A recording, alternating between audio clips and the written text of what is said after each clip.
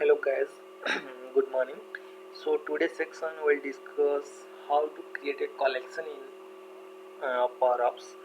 With the example, I'll show you how to create a collection and how to use that collection in your in a Power Apps control. In Power Apps control, how you will show that collection data in a list or something. So here I'm not going to create a new apps, I have already created it, and this is the home. I'll just click on this apps. So here this is my one apps. Just I click on this edit. It will take some time to redirect to the main page where you have to where you will create the apps, where you will design these apps. So if you are in new, so you have to click it from new, means you have to create it from fresh. As I have already created, so I am not going to create it from new. So I have designed something here. So what is the main things here? If you go to here, this is my text input, this is one text box, this is one text, and there is a green. If you click it here, then it will show you here.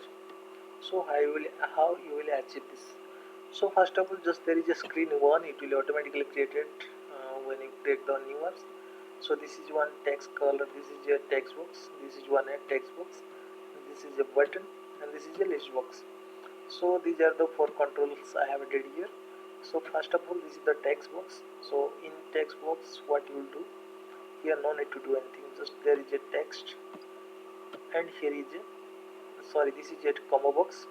So in this combo box, what you will do, just go to the item tag. Suppose you just click and search the items is equal to, here I have added red, green and blue.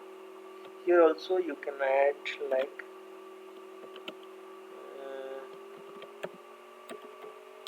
yellow. Okay, so this is my drop down. Here you will the collection means in the combo box how you will show the items. So you have to create items. In the items you have to add the all items what you want to show in this combo box. Next there is a add button. In this add button, what I did, I just create a collection. So what is the logic for create a collection? This is a collect, this is a product list. My collection name is product list. In this product list I have created a column product.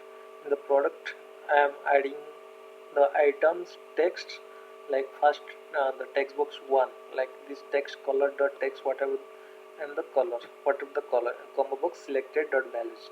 In the combo box what color I have selected. So in this both column I am adding these two data. So this product list is my collection name. So how you will verify this is correct or not, your collection is get created or got created or not? So just click on this view, just go to the collection. Here if you'll see, here is my product list. My collection is created and there are two columns like colors and product.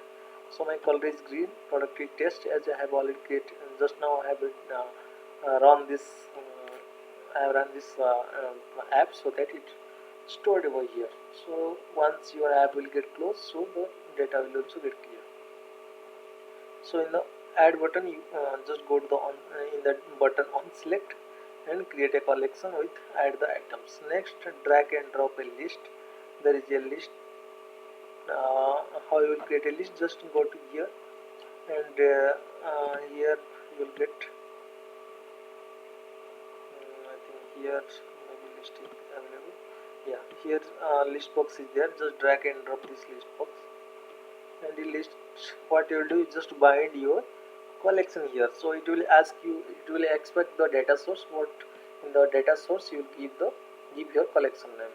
So this is product list, it will automatically populate over here. Just click on this product list. Once you click on it, it will automatically come up here. So in the advanced, if you go to here, in the item product list is already set over here. So this is called so now if you go to here, now if you suppose I'll do anything, if I'll put yellow, so yellow, this data is first of all when you add it, the data is adding in the collection. Next, the same time what you'll do, in the collection will populate over in the list. This is called, this is the very easy process to do it, and this is one good things in the world. Microsoft is given this feature. This is one excellent feature, so you can do many things to use this collection and variable.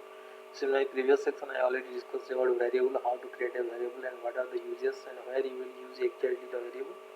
So the same thing here I have discussed about this collection. So this is the one small example of this collection. Thank you guys. Just let me know if you are face any issues while creating this and all these things. Just try with yourself and let me know. Thank you guys. Bye bye for this.